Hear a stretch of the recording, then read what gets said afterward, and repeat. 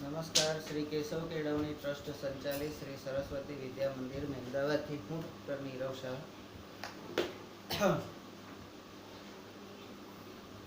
આપણે ધોરણ 10ના વર્ષ 19-20ના પ્રકરણ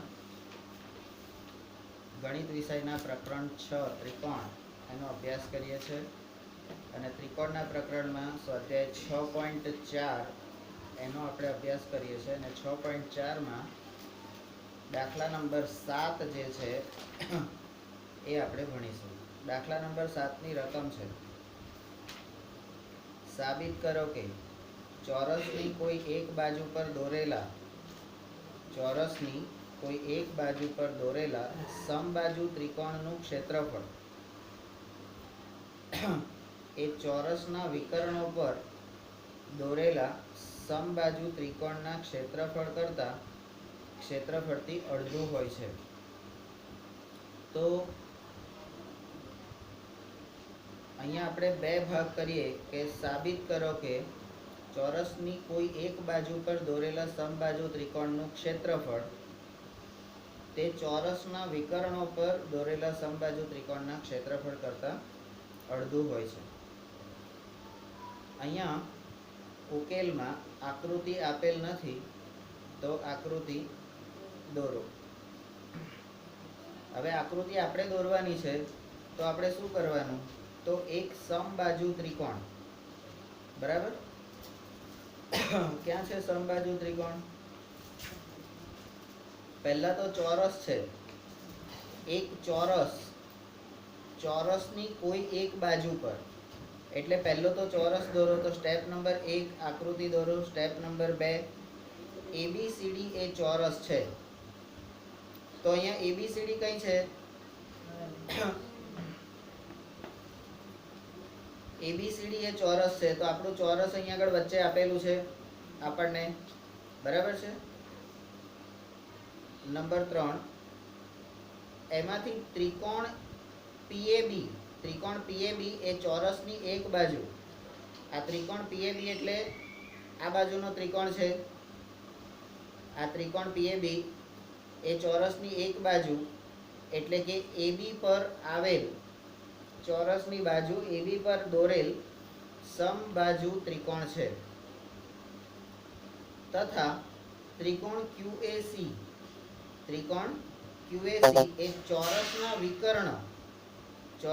વિકર્ણ એસી પર દોરેલો સમબાજુ ત્રિકોણ છે. એટલે ચોરસનો વિકર્ણ એસી, જે વચ્ચેની લાઈન છે એની પર એક ત્રિકોણ દોરેલો છે, સમબાજુ ત્રિકોણ.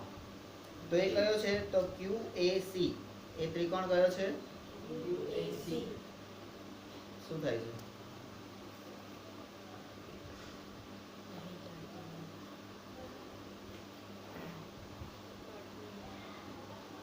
ચાલુ છે તો શું પ્રોબ્લેમ છે? ચાર્જિંગ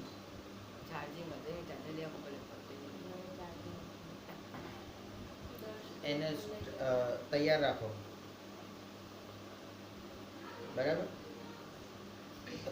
તો ત્રિકોણ એબીસીડી ચોરસ છે અને એની એક બાજુ એબી ઉપર દોરેલ જે સમબાજુ ત્રિકોણ છે એ પીએબી છે, અને એના વિકર્ણ, ચોરસના વિકર્ણ એસી પર દોરેલ ત્રિકોણ એ ક્યુએસી છે. નંબર 5 હવે ત્રિકોણ એબીસીમાં, હવે અહીંયા વિકર્ણ દ્વારા આપણને ત્રિકોણ એબીસી મળે છે. તો આપણું આ ત્રિકોણ એબીસી, એ ત્રિકોણ એબીસીમાં હવે ચોરસ હોય તો ચોરસના વિકર્ણથી આપણને બે કાટકોણ ત્રિકોણ મળે, આપણને ખબર છે ને. ચોરસના ચારે ખૂણા એ 90 ડિગ્રીના થાય. આવું આપણે 9મા ધોરણના ચતુષ્કોણના ચેપ્ટરમાં ભણી ગયા છે. તો ત્રિકોણ એબીસીમાં ખૂણો B 90 અંશ, અને એબી અને બીસી એ બંને સરખા, એબી અને બીસી એ બંને સરખા છે, બરાબર? આવું કેમ કીધું? તો અહીંયા આગળ જુઓ, તમને આપી દીધું છે જે આપણે કરવાના હતા ચોરસના ગુણધર્મોના કારણે, બરાબર? સ્ટેપ નંબર 6 હવે કાટકોણ ત્રિકોણ આવ્યો. તો પાયથાગોરસ પ્રમેય પ્રમાણે, તો પાયથાગોરસનો પ્રમેય શું કહે છે?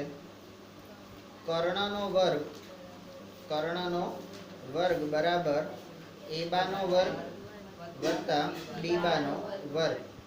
બરાબર. તો અહીંયા AC એ આપણો કર્ણ છે, AC એ આપણો કર્ણ છે, અને AB એ a બા છે, અને BC એ b બા છે. બરાબર છે. તો અહીંયા પણ તમને અહીંયા આગળ એવું કીધું છે કે ચોરસના ગુણધર્મો પ્રમાણે AB બરાબર BC, તો જ્યાં BC છે એની જગ્યાએ તમે AB લખી શકશો, એટલે AC સ્ક્વેર બરાબર AB નો વર્ગ વત્તા AB નો વર્ગ. તો આ બે ભેગા થઈ જાય એટલે AC નો વર્ગ બરાબર 2 ગુણ્યા AB નો વર્ગ. અહીં આગળ હવે આ બે ને ક્રોસ ગુણાકાર કરવાનો છે, AC ને આ બાજુ લાવવાના છે, એટલે અહીં આગળ તમારે ક્રોસ ગુણાકાર કરો. બરાબર. તો ક્રોસ ગુણાકાર એટલે તમારે બાજુઓનો ગુણ, આપણે તો સમરૂપતા ભણીએ છે. બરાબર. તો બાજુઓનો ગુણોત્તર સરખો થવો જોઈએ ને. હા. તો અહીંયા AB square અપન AC square, AB square અપન AC square બરાબર બરાબર 1/2 આવો જવાબ આવે. હવે આ AB સ્ક્વેર ને, AB અને AC ને ઘાતાંકના નિયમ પ્રમાણે બંનેનો વર્ગ છે, તો એને AB અપન AC આખાનો વર્ગ તમે કહી શકો. બરાબર. તો AB અપન AC આખાનો વર્ગ બરાબર 1/2. હવે સમરૂપતાનો પેલો પ્રમેય 6.6 યાદ કરો કે ત્રિકોણનું ક્ષેત્રફળ એની બાજુઓના ગુણોત્તરના વર્ગ બરાબર હોય છે. તો અહીંયા બે બાજુ આવી ગઈ, AB અને AC, એનો ગુણોત્તર અને એનો વર્ગ આવી ગયો. બરાબર. તો આ વસ્તુને તમે પરિણામ નંબર 1 કહી દો. બરાબર. આપણે આના ઉપયોગથી જ આગળ વધવાનું છે, આપણને ખબર છે એટલા માટે. બરાબર. ચલો હવે આપણું સ્ટેપ નંબર 7. હવે બીજા ત્રિકોણ માટે જુઓ. બરાબર. અહીંયા હું A B બરાબર, અને સ્ટેપ નંબર 6 લખીશ અહીંયા, અને સ્ટેપ નંબર 6 માં A. ત્રિકોણ PAB એ પણ સમબાજુ ત્રિકોણ છે. PAB એટલે રેખા ચોરસની એક બાજુ AB પર દોરેલો ત્રિકોણ. આ ત્રિકોણ PAB કોણ છે? ચોરસની એક બાજુ AB પર દોરેલો ત્રિકોણ છે, એટલે સાઈડનો ત્રિકોણ જે છે એ. તો એની અંદર એટલે અહીંયા તમારે પહેલા કઈ વાત થઈ? તો કે આ ત્રિકોણની વાત થઈ. બીજી કઈ? તો કે આ ત્રિકોણની વાત થઈ. એ સમબાજુ ત્રિકોણ છે, તો એની ત્રણેય બાજુઓ કેવી હશે? સમબાજુ. તો સમબાજુની વ્યાખ્યા શું? ત્રિકોણની બધી બાજુ સમાન હોય તો એને સમબાજુ ત્રિકોણ કહેવાય. હવે બાજુ સમાન હોય તો ખૂણા કેવા હોય? સમાન હોય. તો બાજુ સમાન હોય તો ખૂણા સમાન હોય, માટે ખૂણો P બરાબર ખૂણો A બરાબર ખૂણો B બરાબર 60. આવું કેમ કીધું? તો કે બાજુ સમાન તો ખૂણા સમાન. બરાબર. હવે બીજા ત્રિકોણની વાત છે. QAC એ પણ સમબાજુ ત્રિકોણ છે. QAC એટલે કોણ? તો કે ચોરસનો વિકર્ણ AC પર દોરેલો છે. બરાબર. હવે અહીંયા તમે જો QAC છે ને થોડો બહાર નીકળે છે, ત્રિકોણની બહાર નીકળે છે. નીકળ્યો? ચોરસની બહાર નીકળી ગયો. હા, જો દેખાયો ને? આપણને દેખાવું જોઈએ. બરાબર. તો અહીંયા સમબાજુ, તો અહીંયા પણ આ સમબાજુની વ્યાખ્યા જ આવશે, અને સમબાજુમાં બાજુ સમાન તો ખૂણા પણ સમાન આવશે. તો ખૂણો Q બરાબર ખૂણો A બરાબર ખૂણો C બરાબર 60 ડિગ્રી. બરાબર. તો આમ ત્રિકોણ PAB, હા, ત્રિકોણ PAB અને ત્રિકોણ QAC માં હવે અનુરૂપ ખૂણા અહીંયા આગળ હવે શું? તો અનુરૂપ ખૂણા સમાન. બરાબર. તો એ જોવાનું. તો ત્રિકોણ PAB અને ત્રિકોણ QAC માં તમે જુઓ તો ખૂણો Q ને P ને અનુરૂપ ખૂણો Q, A ને અનુરૂપ A અને B ને અનુરૂપ C. બરાબર. તો સમરૂપતાની શરત, ખૂબ શરત પ્રમાણે ખુખુખુ શરત પ્રમાણે ત્રિકોણ PAB સમરૂપ ત્રિકોણ QAC કહેવાય. બરાબર. હવે આ સમરૂપ થઈ ગયા એટલે સ્ટેપ નંબર ડી જે મેં કીધું હતું એ પ્રમેય 6.6. તો પ્રમેય 6.6 શું કહે છે? 6.6 છે ને?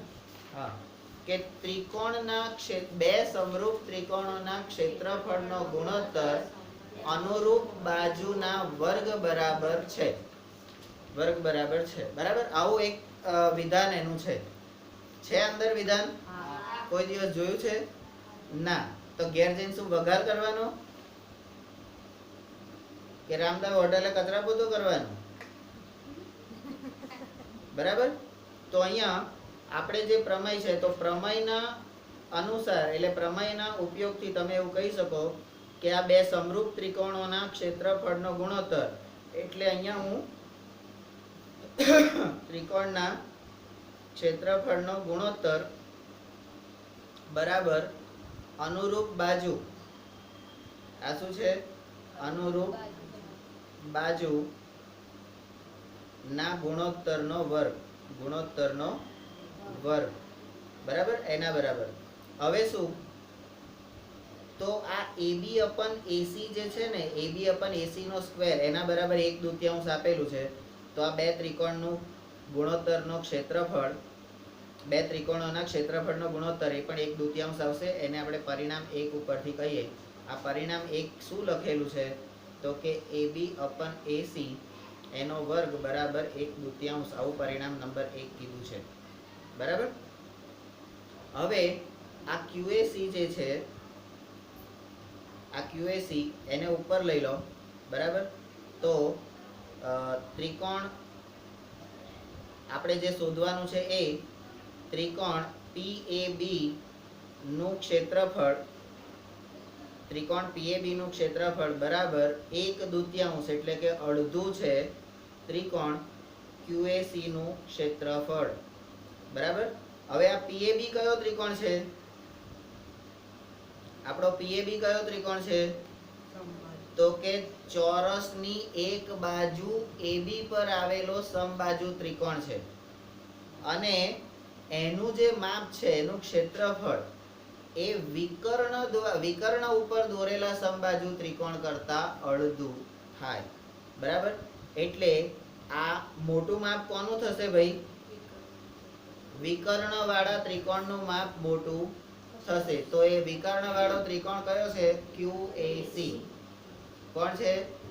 હવે આકૃતિ જરી ફરીથી ધ્યાનથી જુઓ અને QAC નું માપ જુઓ તમારી અંદર આમ ધારણાથી, અને PAB નું માપ જુઓ. તમને કોણ મોટો લાગે છે? QAC જ મોટો લાગશે. બરાબર છે. તો હવે કે છે આ અહીંયા આપણો 7મો દાખલો પૂરો થયો. ત્યાર પછીનો આપણો ટોપિક છે સાચા જવાબ જણાવો. સાચા જવાબ જણાવો અને ચાસણી કરો. ચકાસણી કરો. સાચા જવાબ જણાવો અને ચકાસણી કરો. દાખલા નંબર 8 અને દાખલા નંબર 9. બરાબર. આપણે ગયા વર્ષ સુધી બોર્ડ એક્ઝામમાં કે 10મામાં વિકલ્પો આવતા હતા અને વિકલ્પોમાં આપણે ખાલી ટીક કરી દેતા હતા. જવાબ ABCD આપેલું હોય, 4 આપેલા હોય, 4 માંથી કોઈ બી ટીક કરી દો ને તમારા બાપનું શું જાય છે? બરાબર. સાચું પડ્યું તો માર્ક આવશે, નહીં પડ્યું તો કઈ માઇનસ સિસ્ટમ છે, એમ કરીને આપણે અઠ્ઠે બધું કરતા હતા. બરાબર. પણ ત્યારે પણ આપણી સ્કૂલમાં આપણે એવું શીખવાડતા હતા કે કોઈ પણ વિકલ્પ હોય એ વિકલ્પની 100% ગણતરી કરવાની, દાખલો ગણવાનો અને એ પ્રમાણે જવાબ લાવવાનો. તમારી પાસે 50 માર્ક છે અને 50 માર્કનું એ પેપર લખવા માટે તમને 1 કલાક આપે છે. એટલે તમે આરામથી દાખલો ગણીને એનું એ કરી શકો, વાંધો નહીં. બરાબર. તો અહીંયા પણ એ જ વસ્તુ આપણે કરવાની છે. દાખલા નંબર 8 જે છે તમે જુઓ, જેમાં D એ BC નું મધ્યબિંદુ છે. D એ BC નું મધ્યબિંદુ છે. એવા બે સમબાજુ ત્રિકોણો ABC અને BDE એ આપેલા છે. ત્રિકોણ ABC અને BDE ના ક્ષેત્રફળોનો ગુણોત્તર ખાલી જગ્યા છે હવે સિમ્પલ વસ્તુ છે, અહીંયા આગળ આપણે પેલા સમરૂપતાના પ્રમેય 6.6 નો જ ઉપયોગ કરવાનો છે, કારણ કે મધ્ય બિંદુ આપેલું છે, સમબાજુ ત્રિકોણો આપેલા છે અને બે ત્રિકોણોના ક્ષેત્રફળનો ગુણોત્તર. તો બે ત્રિકોણના ક્ષેત્રફળનો ગુણોત્તર તો શું? તો કે અનુરૂપ બાજુના ગુણોત્તરનો વર્ગ. બે ત્રિકોણના ક્ષેત્રફળનો ગુણોત્તર એટલે શું? અનુરૂપ બાજુના ગુણોત્તરનો વર્ગ. શું? અનુરૂપ બાજુના ગુણોત્તરનો વર્ગ. એકલો બોલશે. અનુરૂપ બાજુઓનો આપણું ધ્યાન જ નથી. બરાબર? અનુરૂપ બાજુના ગુણોત્તરનો વર્ગ. અનુરૂપ બાજુઓના ગુણોત્તરનો વર્ગ. હા, તો ત્રિકોણના ક્ષેત્રફળનો ગુણોત્તર એટલો થાય. બરાબર છે? અહીંયા તમને વિકલ્પો આપેલા છે. એક વિકલ્પ છે એ, એમાં 2:1 આપેલું છે, બી માં 1:2 આપેલું છે, સી માં 4:1 આપેલું છે અને ડી માં 1:4 આપેલું છે. અહીંયા તમને સાચો વિકલ્પ કયો છે એ આપી દીધું છે. સાચો વિકલ્પ તમારો સી છે. બરાબર? 4:1. પણ કેવી રીતે? તમે કહો એટલે અમારે માની લેવાનું.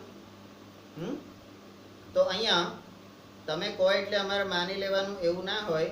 સાચો વિકલ્પ ભલે તમે આપી દીધો, પણ કેવી રીતે આવ્યો એ આપણને ખબર પડવી જોઈએ. તો અહીંયા બે ત્રિકોણો છે, એબીસી અને ત્રિકોણ બીડીઈ એ સમબાજુ ત્રિકોણો છે. અહીંયા હું કાચી આકૃતિ દોરીશ. બરાબર? એક ત્રિકોણ મારો છે એ, બી અને સી, અને બીજો ત્રિકોણ છે બી, ડી અને ઈ. બરાબર? આ બંને સમબાજુ ત્રિકોણો છે.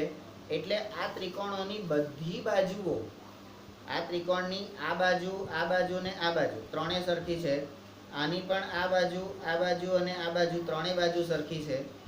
મારે શું કરવાનું છે? તો કે સમબાજુ ત્રિકોણ છે તો શું થાય? તો કે આથી તેમની વચ્ચે કોઈ પણ સંગતતા સમરૂપતા થાય. હા, કોઈ પણ સંગતતા સમરૂપતા થાય. અહીંયા હું યાદ રહે એટલા માટે લખું છું બિંગો મેડ એંગલ. બિંગો મેડ એંગલ. બરાબર? કોઈ બી ખૂણેથી ફેરવીને તમે પૂછો, બધી સંગતતા સમરૂપતા થાય. તમે આ બાજુ એ બી સી અને એને અનુરૂપ બીડી ઈ રાખો તો પણ ચાલે. આ ઈ ને ઉપર લઈ જાઓ તો ઈ બી ડી એવું હોય તો પણ ચાલે. હજી આ ડી ને ઉપર લઈ જાઓ તો ડી ઈ બી એવો ત્રિકોણ હોય તો પણ ચાલે. એટલે ત્રણ સંગતતા આ બાજુ થઈ અને ત્રણ સંગતતા આ ત્રિકોણ માટે થઈ. એટલે 3 દુ 6 સંગતતા આપણી સમરૂપતા થતી હતી. આવું આપણે ક્યાં ભણ્યા હતા? તો કે ધોરણ 9 માં ભણ્યા હતા. દર વખતે મગજમારી કરો છો. બરાબર? અહીં સવારે શું ખાધું એની પત્તર ફાળો ને, એટલું યાદ નહીં રહેતું. તમે 9મા ધોરણની દરેક વખતે કરો છો. તો અહીંયા આ બિંગો મેડ એંગલ મેં એટલા માટે લખ્યું કે આપણે તમને યાદ આવી જાય તરત. हाँ, आई ना पहले एडवर्टाइज याद आई? हाँ, ये एंगल बहुत टेस्टी है. तके नहीं ये एंगल बहुत टेस्टी है. तके ये नहीं, आ एंगल बहुत टेस्टी है. એટલે મારા જેવો આવે છે તરત આખું ખાઈ જાય. આખું મસ્ત છે. બરાબર?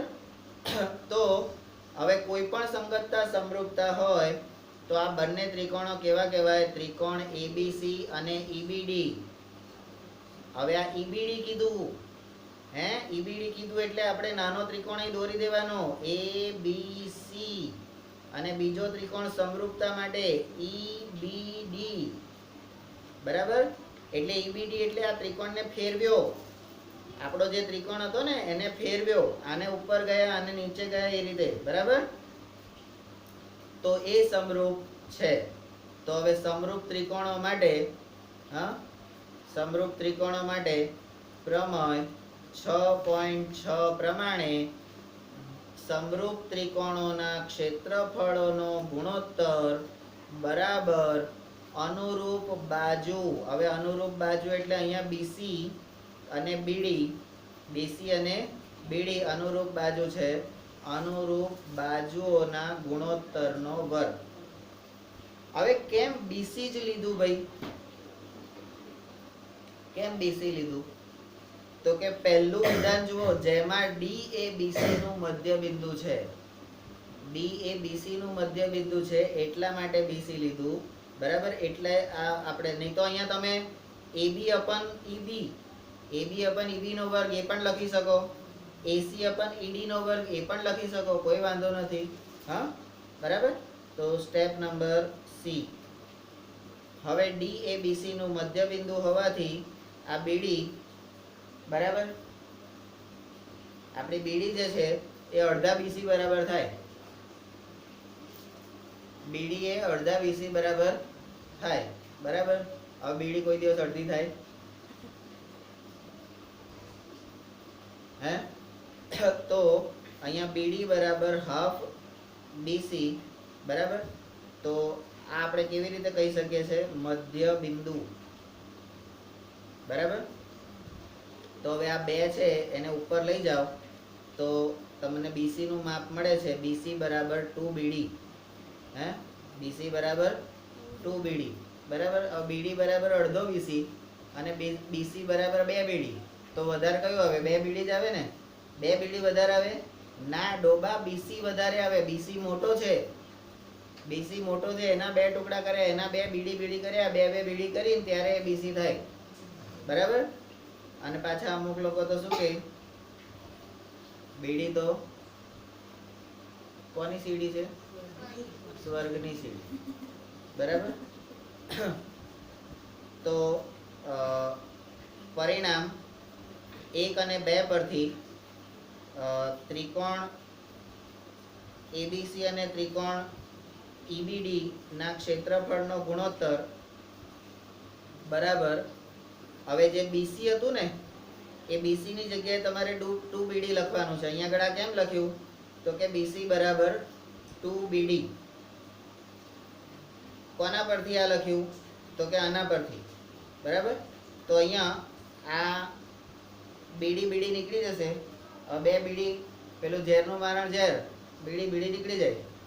બરાબર? તો અહીંયા આગળ તમારું એક સ્ટેપ હું ઉમેરું છું. એબીસી અપન ઈબીડી બરાબર 2 નો વર્ગ. આ બીડી બીડી નીકળી ગયા પછી રહ્યો છે કોણ? તો ખાલી આ 2 એકલો જ રહ્યો. તો 2 નો વર્ગ. તો 2 નો વર્ગ કોણ થાય? તો કે 2 ગુણ્યા 2 4 થાય. તો ત્રિકોણ એબીસી અને ત્રિકોણ ઈબીડી નો ગુણોત્તર 4/1.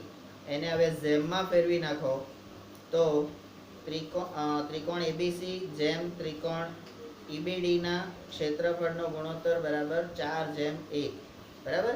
હવે આ રીતે આપણે આ દાખલો કર્યા અને સમજ્યો. આ કેમ જવાબ આવી ગયો? જવાબ તો ગોખીને લોકો કરી દેતા હોય છે.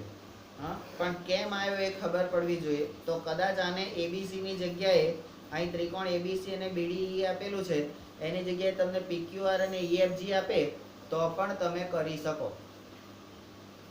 બરાબર? સમજ્યા હોય તો, નહીં તો નહીં. હા, હવે 9મો દાખલો.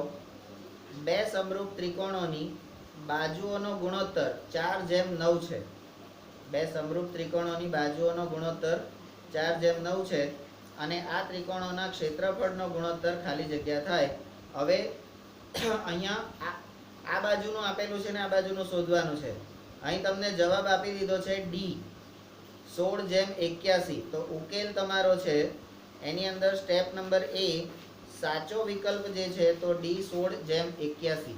હા, હવે 16/81 કેવી રીતે આયા? સીધે સીધું લઈ લીધું. જો કેવા ડાયા છે. આવો માણસ આપણને ગમે. પ્રમેય 6.6 મુજબ, પ્રમેય 6.6 શું કહે છે ભાઈ?